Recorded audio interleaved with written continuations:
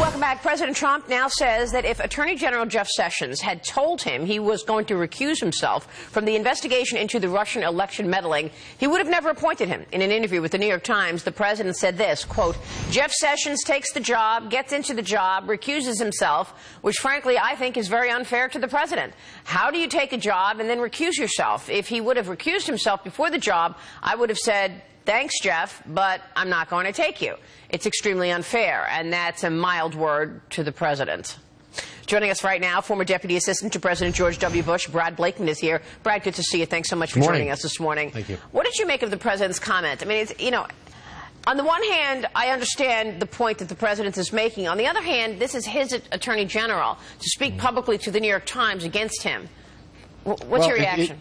My reaction is it doesn't do any good. Here you have a guy who's still your attorney general. You're expecting him to do a job, and you're really cutting his legs out from under him from the ability to do that job with the competence of the president. Look, the president had a great day yesterday. He gathered all the Republican senators together and took them to task on keeping their promise on health care. That message needed to be continued because their work is not done, and this completely threw them off message. I don't understand why he even did this interview with the New York Times, knowing what their position is on every... What is he doing? I want to disagree.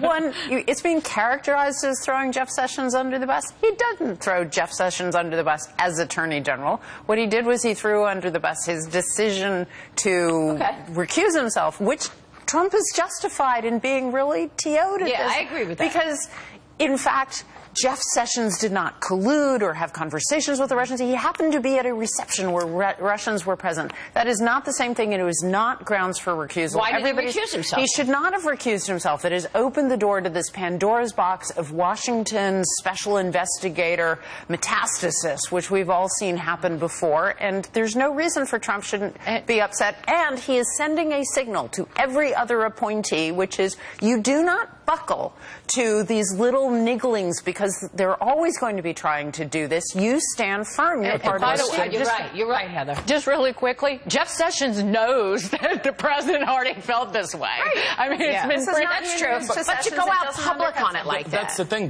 Why? Like, it's fine that he feels that way. I get your point, but is the New York Times the place to voice that opinion? I don't think a leader leads that way. I don't think it should be done that way. This has been the enemy to the president. Why go to the enemy to trash your guy? Yes. Because he is constantly demonstrating that he is not cowed by any source. It's not like he's going to only talk to his friends at Fox. He talks to anybody, and he's going to tell them what he thinks, and he's not scared of them. And that's all part of the Trump MO of telling his supporters that he will deal with anybody. He doesn't give up. He doesn't back up.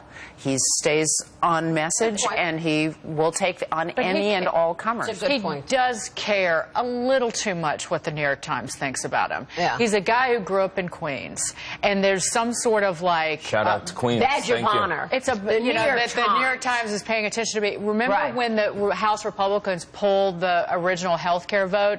First contact that he had was with the Washington Post and the New York Times. Mistake. That very moment. So he cares a little too much what those reporters But he also at the Times think. he sees big audience, right? And he thinks that if I'm talking to the New York Times or the Washington Post, they're going to have to carry my version of the story in addition to their spin. Right? And that's the only way my version of the story is going to get into those mainstream media publications. Brad, jump in here. What do you think about everything you're hearing here?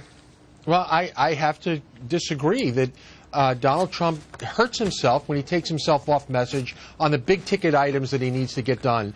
Look, this is, if we don't get health care, taxes, and infrastructure done by the end of the year, we're going to have hell to pay in 2018 for the midterms. So let's try and stay on message. He does not stay on message. If anything, he hurts his message. And yesterday, he had a really good message to tell. He brings all of these senators in. He basically ribs them, you know, has a good day. He should be coming out talking about what went on at that lunch, Heather.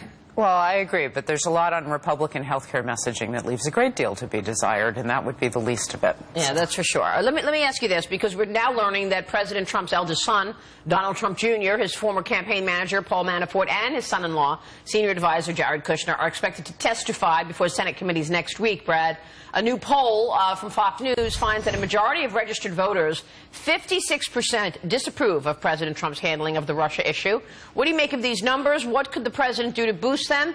And should we expect any fireworks next week at these testimonies?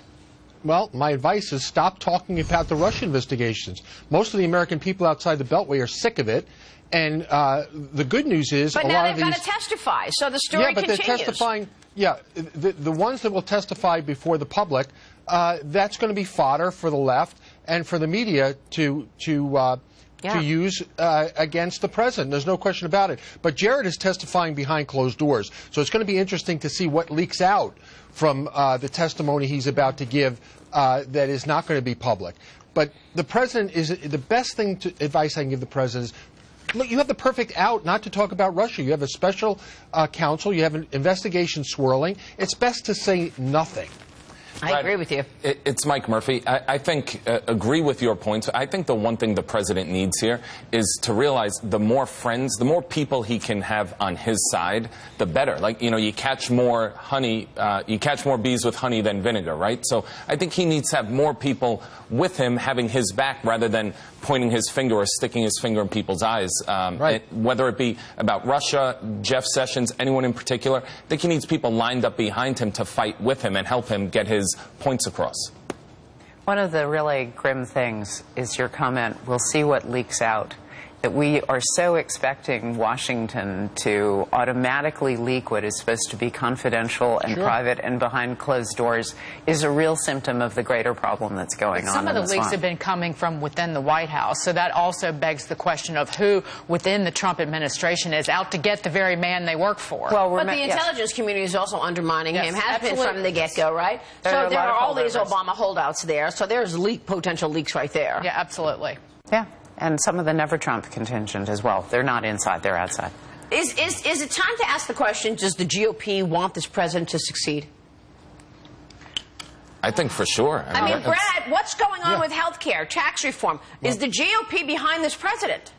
They better be behind the president, because the promises that were made were not just by the president. Take a look at the Republican platform. The platform has all the promises they said they were going to deliver for the American people. And guess what? That's going to be their test in 2018. Did they live up to those promises? You cannot blame Democrats. The American people gave us all the power they could possibly give us, the House, the Senate, the White House. If we're not able to deliver, shame on us, and we're going to get... If the president doesn't like governing with majorities, wait until he has minorities. Oh, my God. Oh, well, we'll be watching that. Brad, thank you very much for weighing in this morning. Pleasure. Brad Blakeman right there.